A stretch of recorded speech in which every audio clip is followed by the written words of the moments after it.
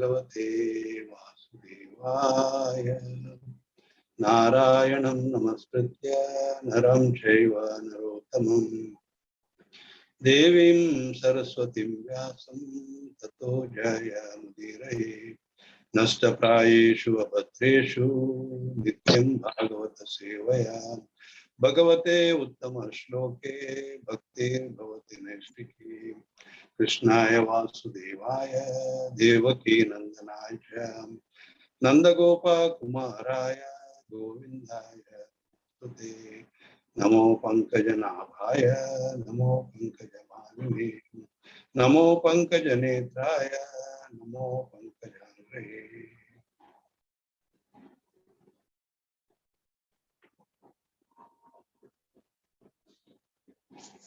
So today I have taken a very short a shloka which has a very short purport. Are you able to hear, Prabhu? Yes, Prabhuji. Are you all able to hear? Yeah. Yes, Prabhu.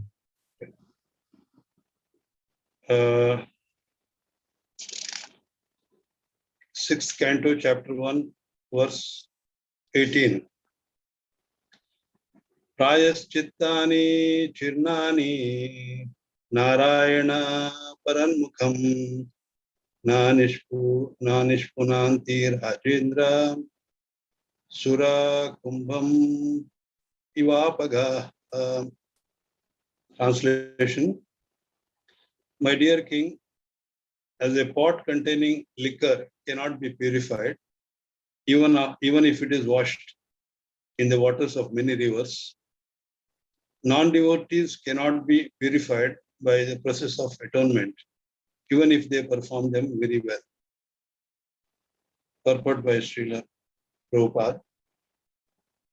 To take advantage of the methods of atonement, one must be at least somewhat devoted. Otherwise, there is no chance of one's being purified. It is clear from this verse that even those who take advantage of karma kanda and jnana kanda, but are not at least slightly devoted, cannot be purified simply by following these other paths.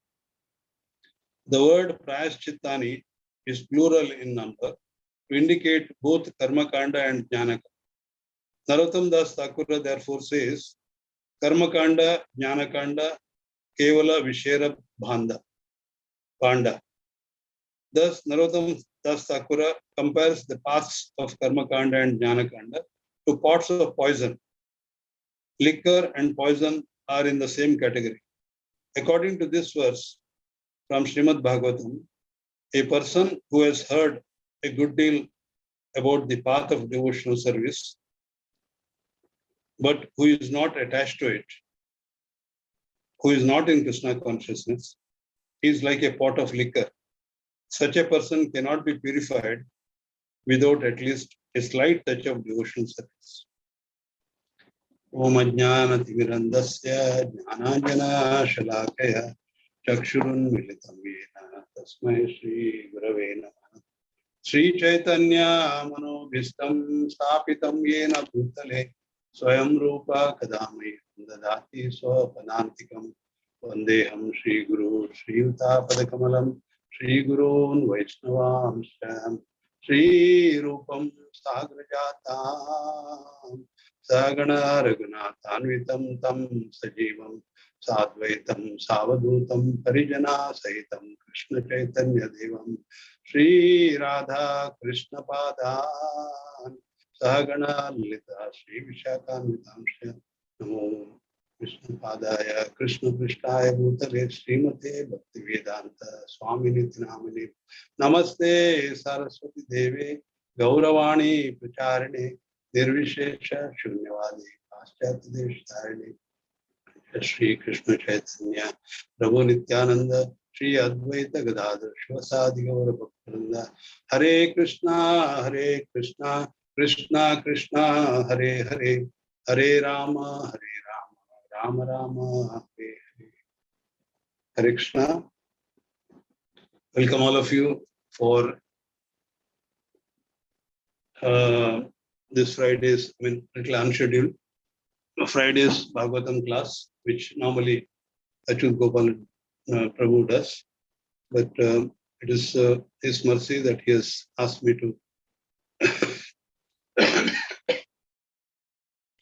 take this class. So I thank him for the opportunity given to me.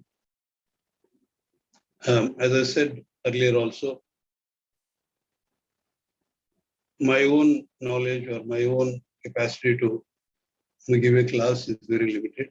But I get an opportunity to read and prepare myself, and that is a great opportunity I would not like to miss. So it's only from that point of view. And for my own purification, I accept this seva. So if there are any lacunae, please excuse me. So last time, we had discussed about Bharat Maharaja. And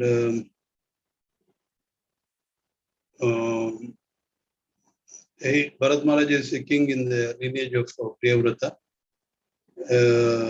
about whom we discussed in our last class.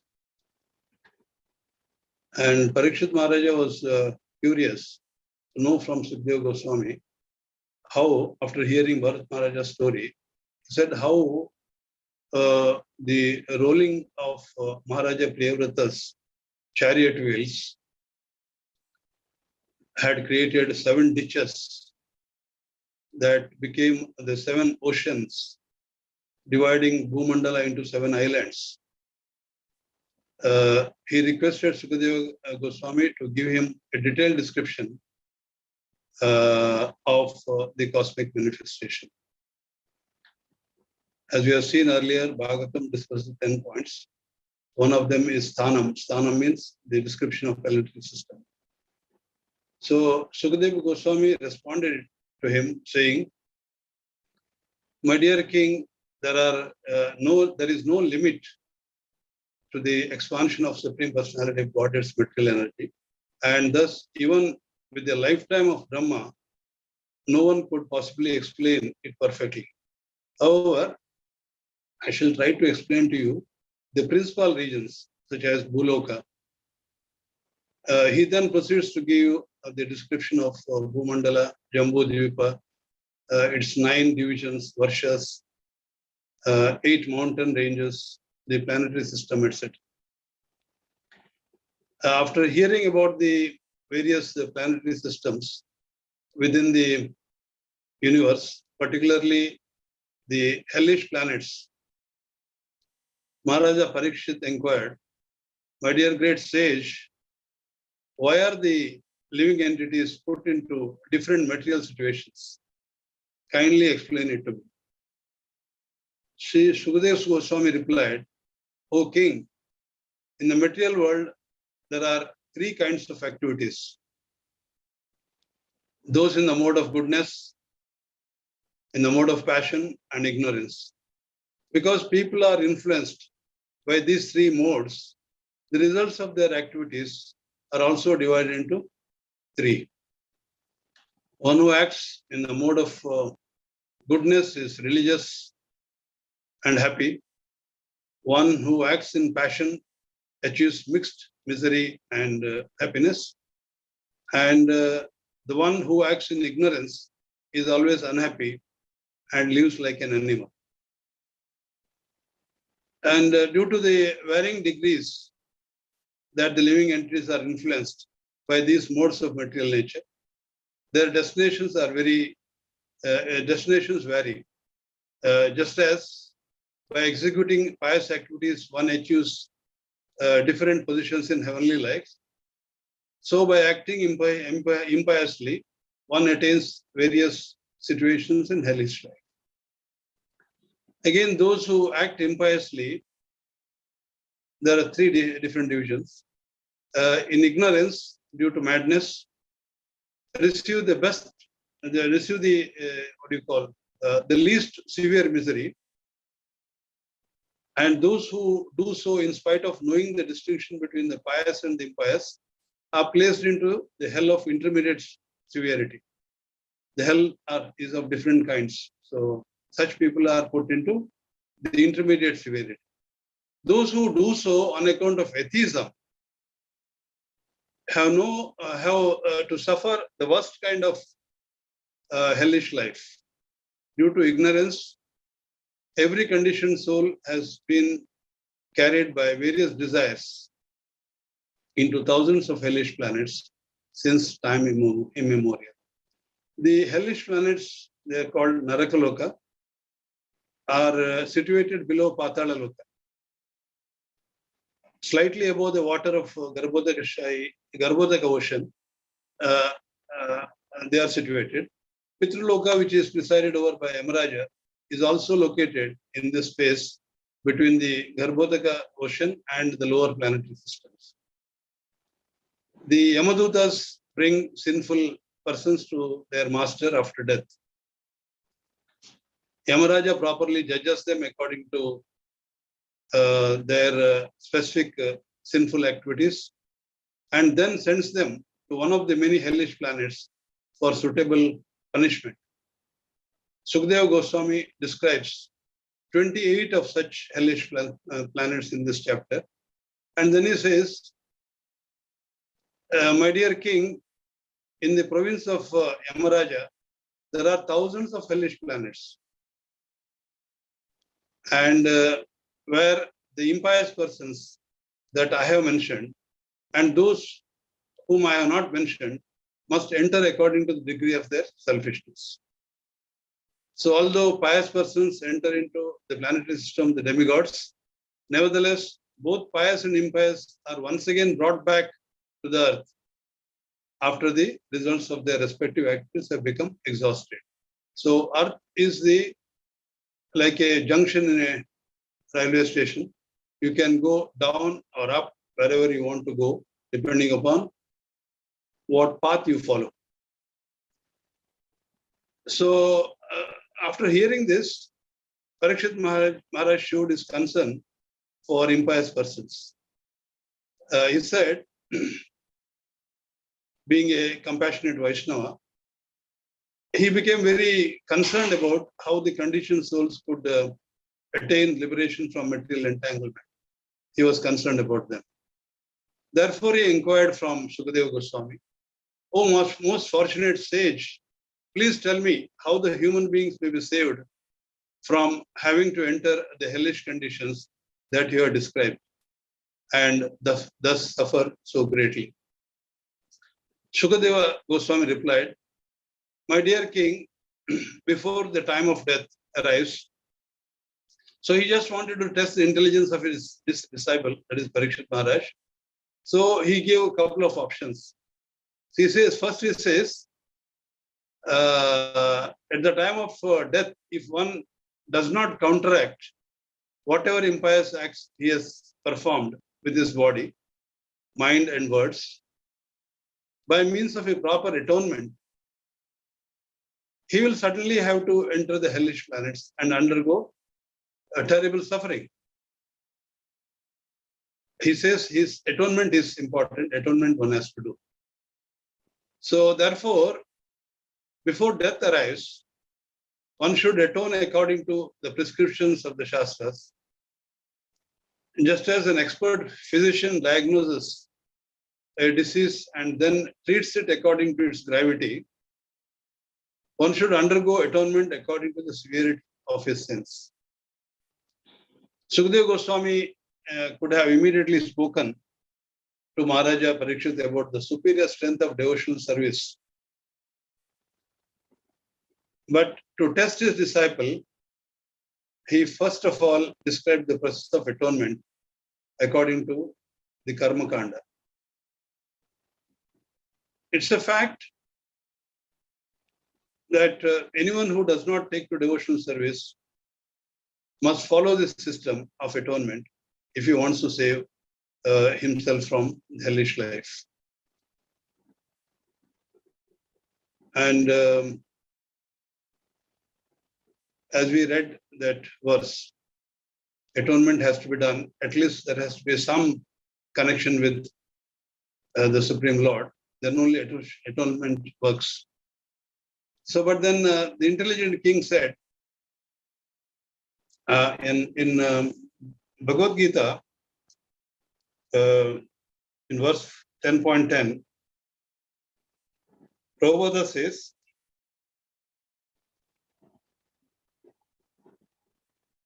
when a person knows the goal of life, but is addicted to the fruits of activities, he is acting in Karma Yoga. When he knows that the goal is Krishna, but he takes pleasure in mental speculations to understand Krishna, he is acting in Jnana Yoga. And when he knows the goal and seeks Krishna completely in Krishna consciousness and devotional service, he is acting in Bhakti Yoga or Buddhi Yoga, which is the complete yoga. This complete yoga is the highest perfection stage of life. So as we saw in this verse that we read, Karma Yoga and Jnana Yoga are not very useful unless there is some tinge of connection with Krishna consciousness. So the intelligent king immediately said, one may know that sinful activity results in punishment by the government or rebukes by the people in general. Or one may hear from Shastra about the hellish conditions that await the sinner.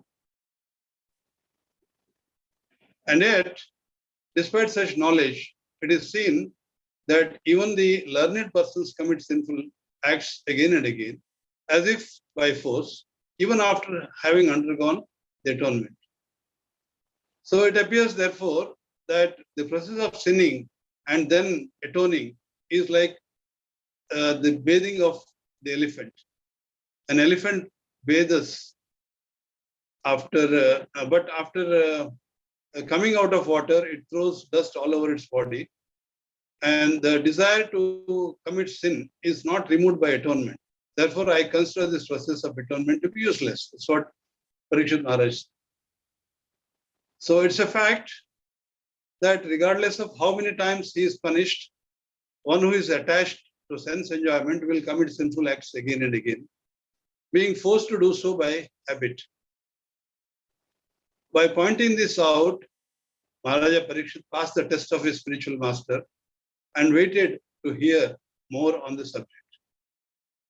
So Sukadeva Goswami gives a second advice, again to test Parikshit Maharaj. He says people in the mode of darkness may counteract the reaction of a particular sin by means of atonement. But because they have not been elevated from their ignorant condition, they will continue to act sinfully. Therefore, real atonement is enlightenment in the perfect knowledge, says Sukadeva Goswami this time. He says, real atonement is enlightenment in perfect knowledge. So if one follows the regulative principles of knowledge, he gradually progresses towards liberation from material contamination. For this purpose, one must observe a life of celibacy and observe various austerities by voluntarily giving up sense enjoyment, controlling the mind and senses, giving in charity, and be truthful, clean, and non-violent. So since Maharaja Parikshit was a great devotee, this answer in terms of Jnana Kanda also did not satisfy him. He knew that one may return to sinful life in spite of following the process of acquiring knowledge, because the roots of desire have remained within the heart. So at this stage, Sukadeva Goswami could very well understand his disciple's mind. And therefore, he immediately said, only the rare person who has become a pure, unalloyed devotee of the Lord can uproot the weeds of sinful life, so that there is no possibility that they will once again revive. So this is accomplished by execution of devotional service. Just as the sun completely dissipates fog by its powerful rays. Bhakti Yoga is the most auspicious path, and it is fearless because success is guaranteed.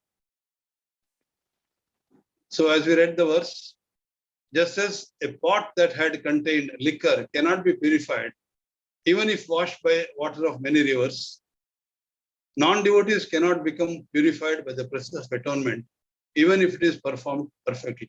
So there has to be some tinge of devotion for the atonement to be successful. On the other hand, even though they may not have perfectly realized Krishna, the devotees who have fully surrendered even once unto his lotus feet and thus have become attached to his name, form, and qualities and pastimes are completely freed from all sinful reactions. Even in dreams, such surrendered souls never see Yamaraja or his order carriers, the Yamadutas. So, in this connection, Sukadeva Goswami said, learned saints, saintly persons, describe an ancient history, which I shall now narrate it to you. So, this is the history of Ajamila. So, he starts describing the story of Ajamila.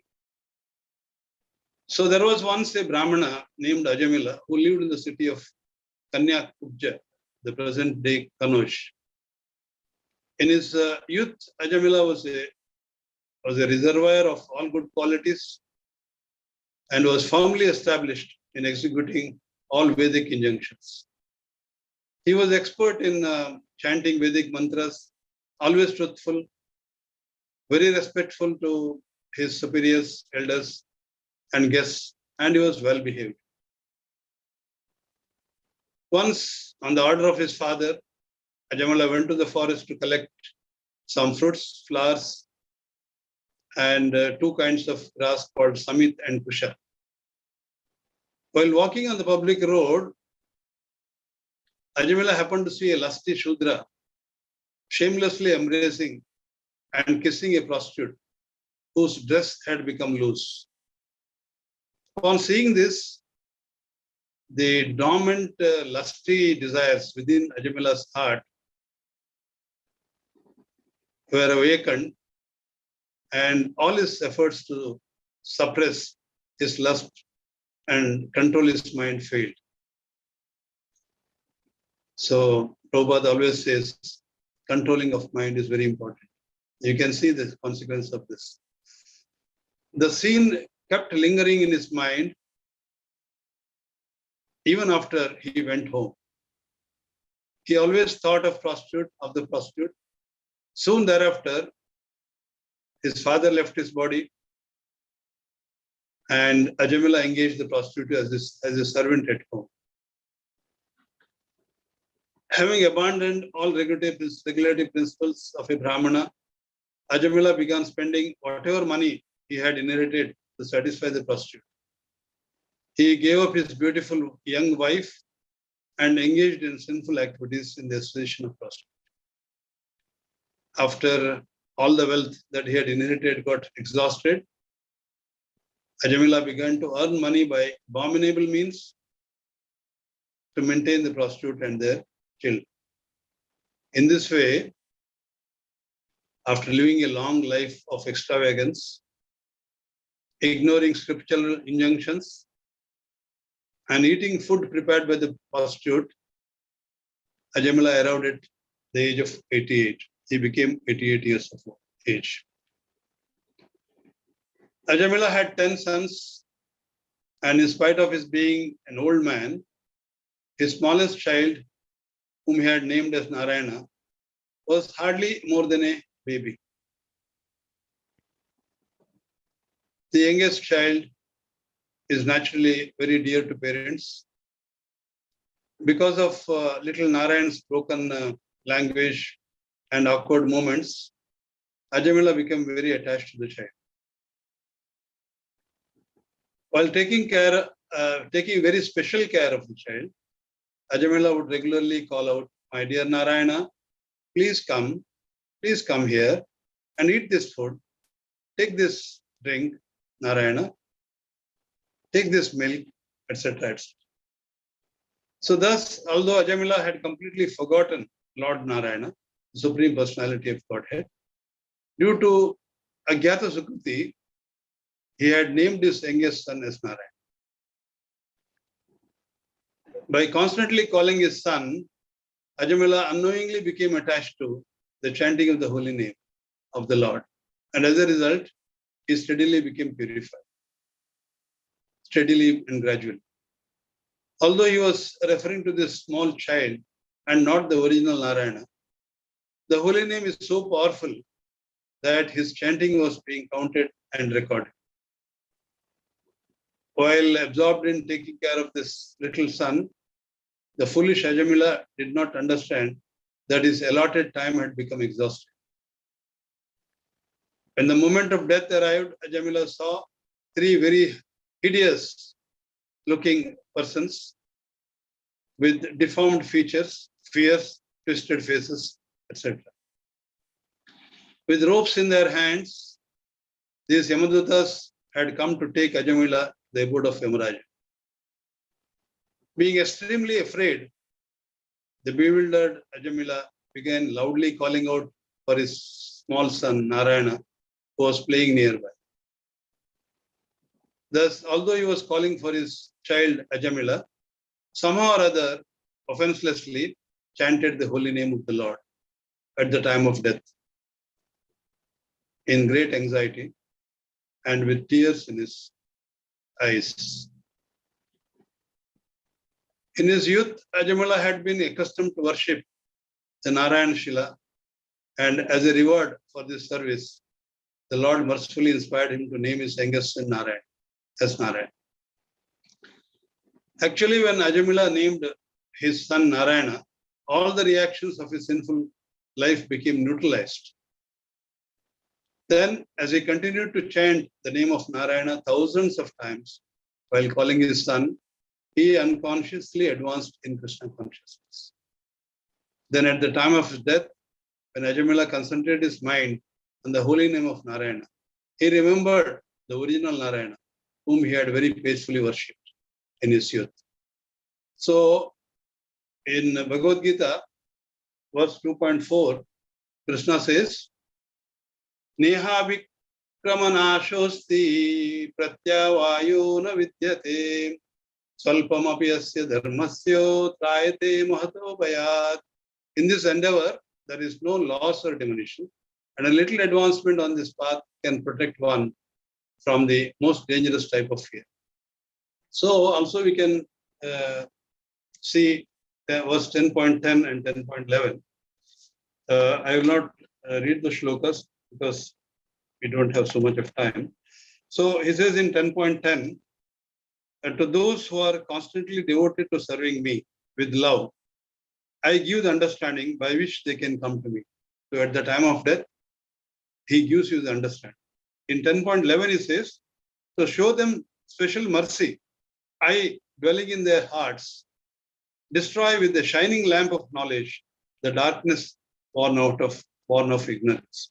So Krishna, if you have been chanting continuously, if you have been worshipping Krishna, if you have been a devotee of Krishna for a long time, or at least in the initial stages, he gives you that mercy, mercifully gives you that intelligence to think of him. So after hearing the holy name of their master from the mouth of dying Ajamila, 4 Vishnudutas immediately arrived upon the scene.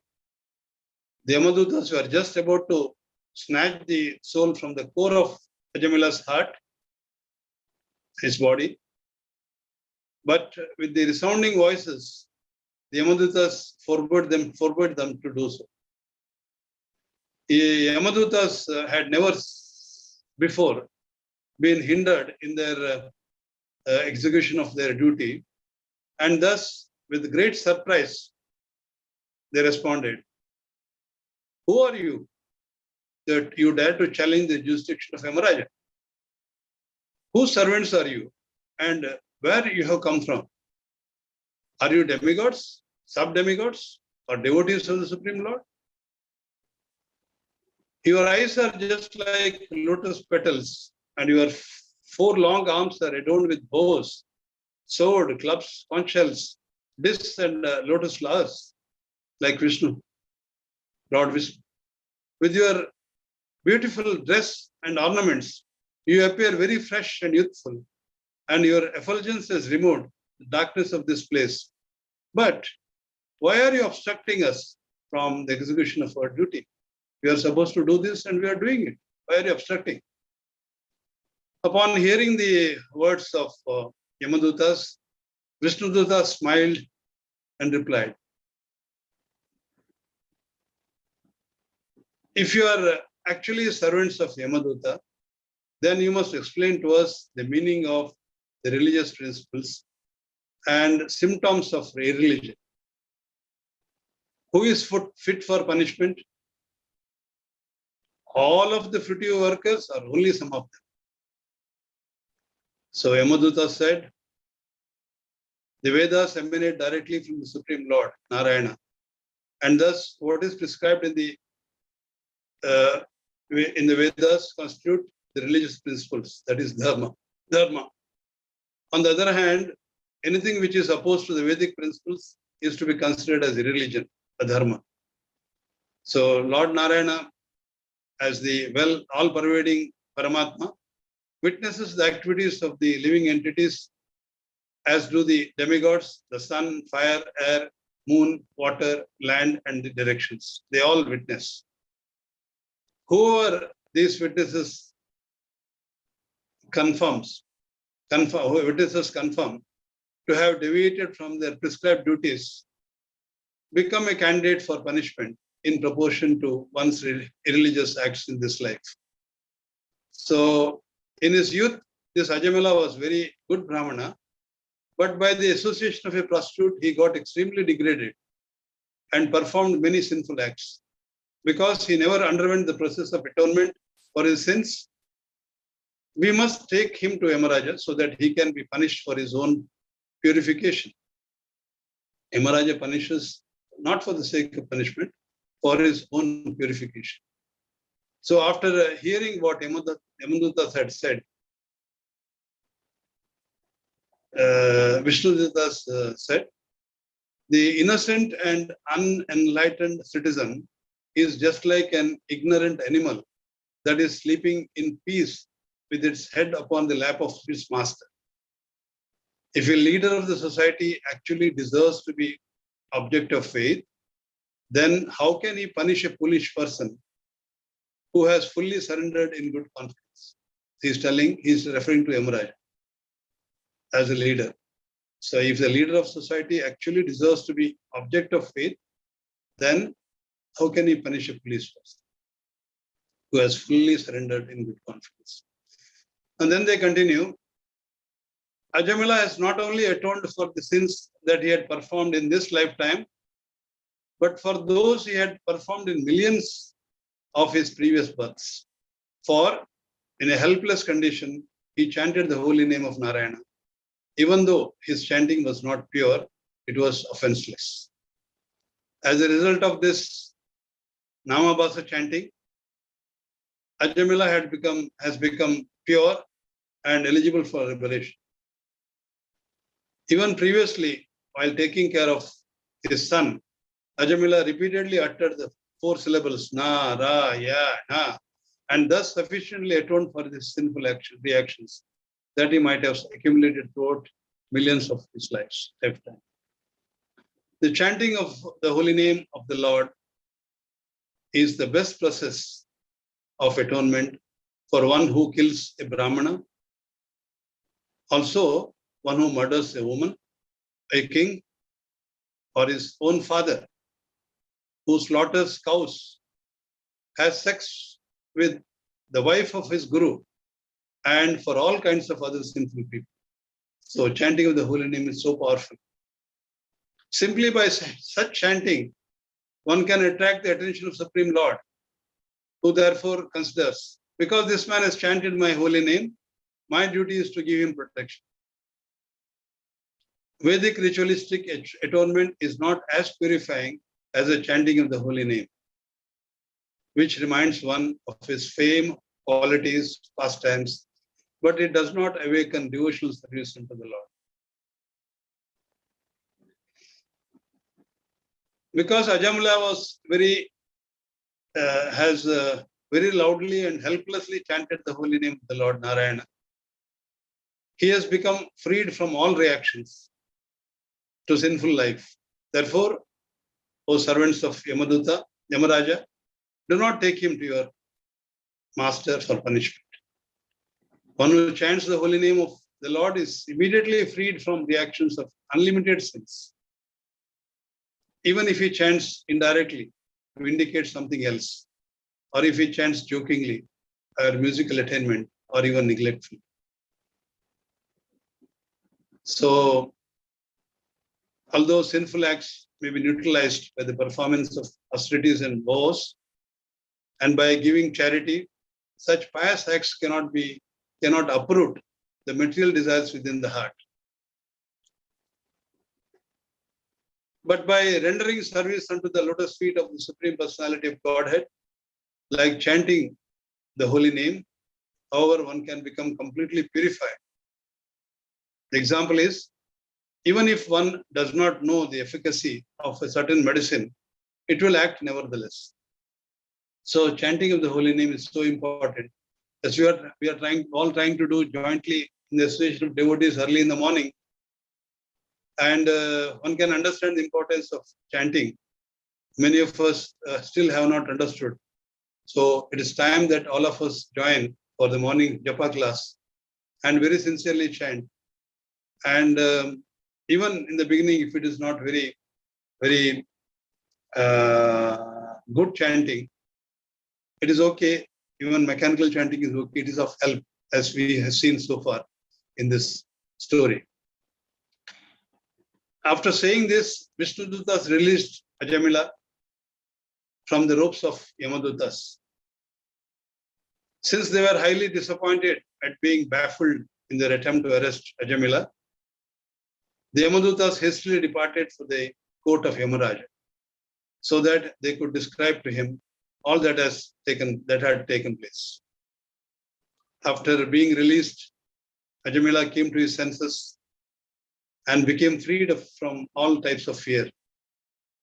Being extremely grateful to the Vishnudutas for having saved him from the bonds of Yamadutas, Ajamila very respectfully offered his obeisances. When Vishnudutas saw that Ajamila was about to say something, they immediately disappeared. So Ajamila thus became fully enlightened about the relationship between the living entity and the Supreme Personality of Godhead on the platform of pure devotional service. While remembering his past activities, Ajamila greatly regretted his sinful life and thoroughly condemned himself for falling down from the position as a duly qualified Brahmana, begetting children from the womb of a prostitute, giving up his beautiful and chaste wife, neglecting his parents in their old age, etc. He thought he only deserved hell. He said, because I am like sin personified, what am I in comparison to the all auspicious chanting of the holy name of Lord Narayana? Now that I got this opportunity, I come to my senses. I must completely control myself and engage in the devotional service of the Lord, so that I may not once again fall down into the darkness of ignorance, which is material life. He said to himself that it must be the result of my past devotional service that I was able to see the four exalted personalities who came to rescue me, and also got the remembrance to chant the holy name while dying. Because of a moment's association with the Vishnudutas, Ajamila became detached from all material attraction, and with great determination, he immediately set out for Haridwar, which is located on the banks of Ganga. There he took shelter in a temple of Lord Vishnu and began executing the process of devotional service with fully controlled mind and senses. In this way, Ajamila became completely absorbed in meditation upon the transcendental form of the Lord. About 12 years later, when his mind and intelligence were thus fixed, he once again saw the same four Vishnudutas before him. After offering obeisance unto them, Ajamila gave up his material body. In his original spiritual body, Ajamila boarded Vishnuduta's golden airplane and went directly back to the abode of Lord Vishnu, Vaikuntha, where he was respectfully received and worshipped. So meanwhile, the Yamadutas came before their master in Samya Manipuri and said, "O Lord, how many controllers are there in this material world? If there are many administrators of justice who disagree with the punishment and reward, their contradictory decisions will neutralize each other so that no one will be punished or rewarded. What sort of justice is this? Or if they do not neutralize one another, then everyone will have to be both punished and rewarded. Of course, due to the vast number of fruitive workers, there may be many judges, but there must be one central authority over them. We were under the impression that you are the supreme judge and your jurisdiction extends everywhere. Now, however, we saw that four wonderful and perfect persons superseded your order. As we were bringing the sinful Ajamila here, they forcibly cut our ropes. As soon as Ajamila chanted the name Narayana, these four beautiful persons arrived there and assured him fearlessness.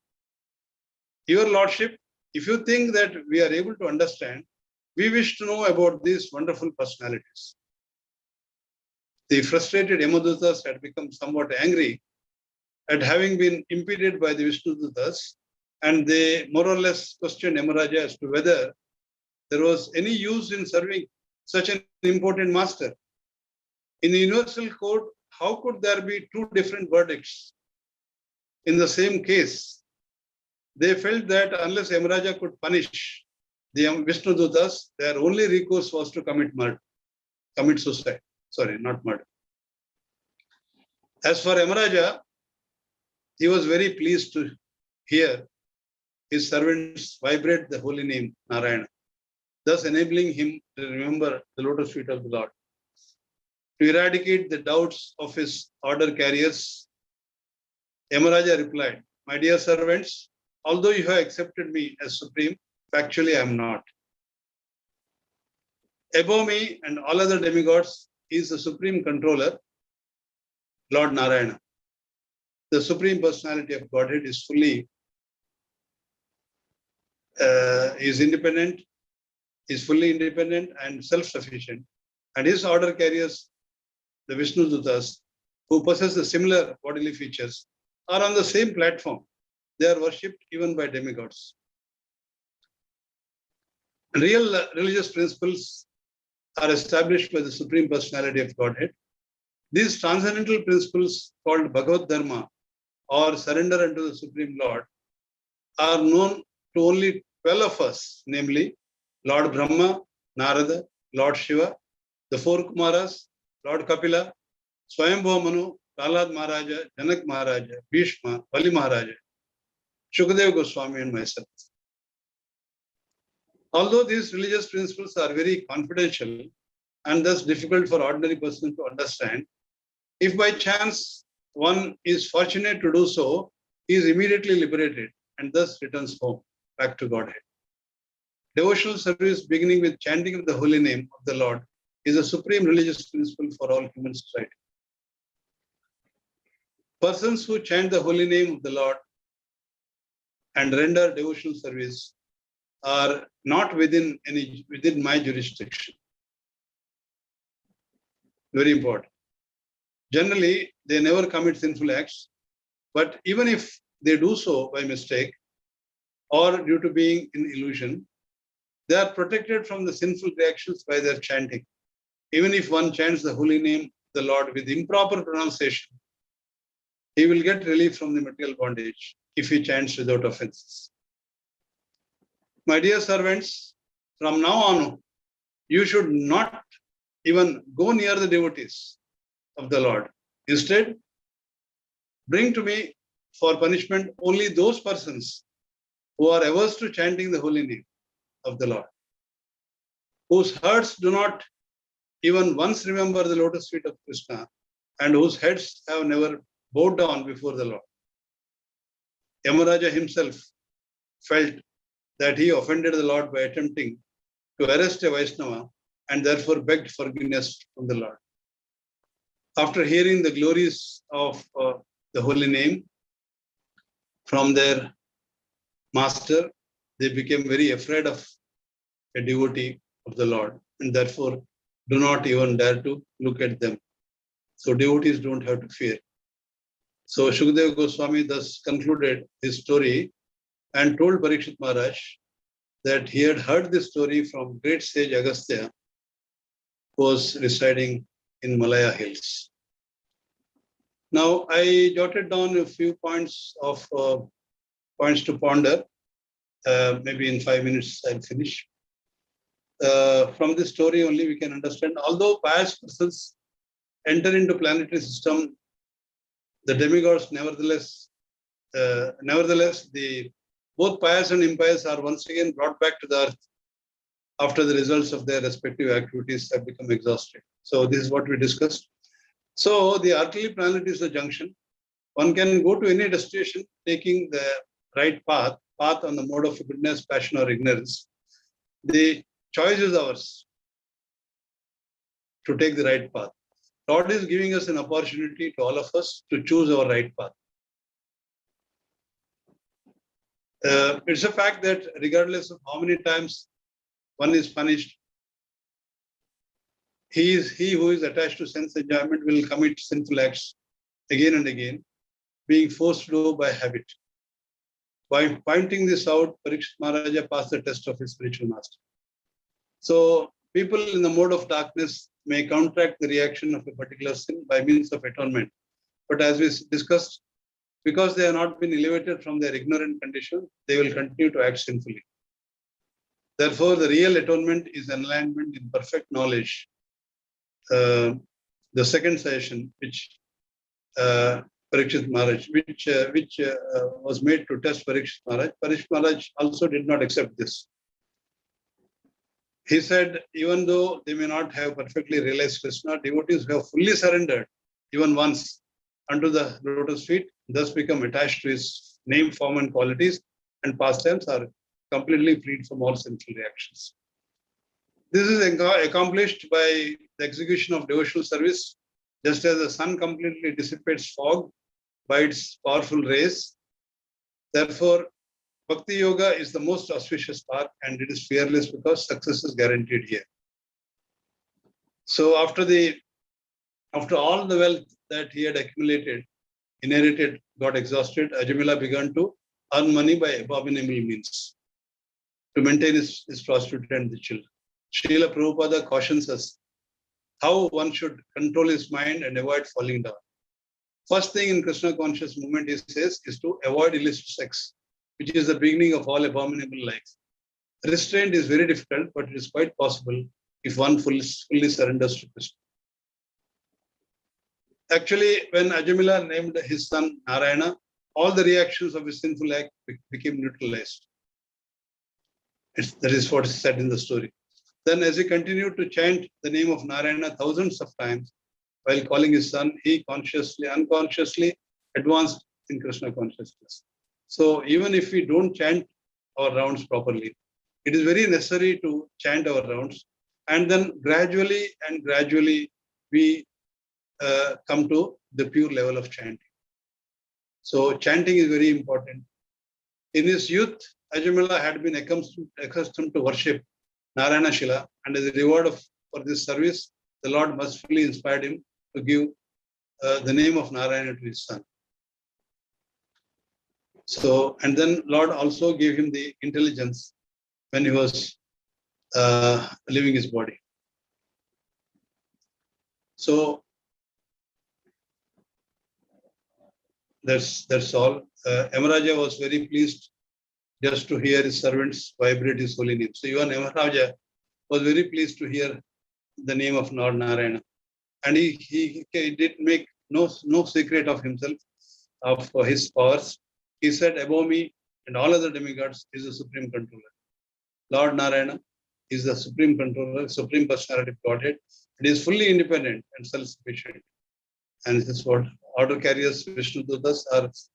They possess a similar bodily features and they are no less than him. So, as the same, they are on the same platform.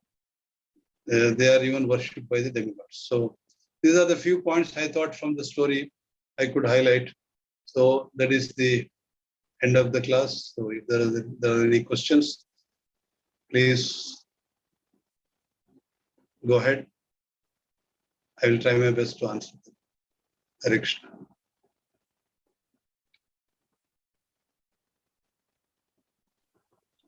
हरे कृष्णा प्रभु जी, दंडवत प्रणाम प्रभु जी। दंडवत माता जी। वेदिका माता जी बोल रही हैं। प्रभु जी, आपसे बहुत कुछ सीखने को मिल रहा है प्रभु जी, फिर भी हमारे सुबह का उठने को नहीं होता है, वो उसके ऊपर मुझे क्वेश्चन है। मेरे से सीखने को नहीं मिलता है, प्रभुपाद से सीखने को मिलता है। मैं तो प्रभुपाद ने उनका कहा हुआ जो कहानी है हाँ, उसको दोहराता हूँ बस।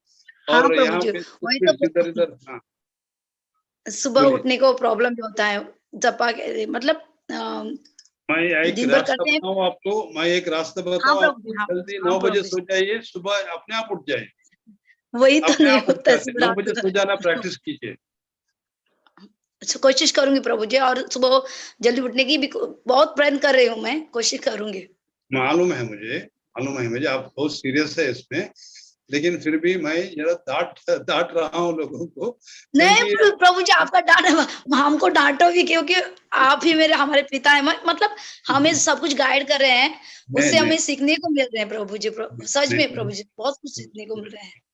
Thank you. मैं इसलिए डांट रहा हूँ। आज मैं 9 बजे सो जाता हूँ, इसके बाद मैं किसी का फोन नहीं लेता हूँ, और मैं 7:30 बजे डिनर लेता हूँ और 9 बजे सो जाता हूँ, बस तो मेरा दिन खत्म हो गया 9। तो वैसे ही सब लोग किए तो सुबह उठना बहुत आसान हो जाता है। हाँ, थैंक यू प्रभु जी, मैं कोशिश करूंगी। हरे कृष्ण प्रभु जी।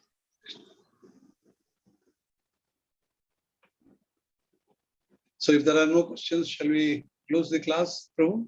Okay, Prabhuji. Very nicely explained, Prabhuji, the discussion between Yamadutas and Vishnudutas. Yeah. So normally what happens, we everybody thinks that it's Ajamila story. We know everything. We have heard it many times. But many times the conversations between Yamadutas and Yamaraja is not said, and then how this atonement is not useful every time unless you have lean towards devotional practice. The atonement are not very useful. It's like elephant taking bath in the water and spreading mud on its body again. So it's the desire in our heart doesn't get vanquished. So this story is very important from that point of view. Otherwise, Ajamila's story we have heard many times. So we can just dismiss that.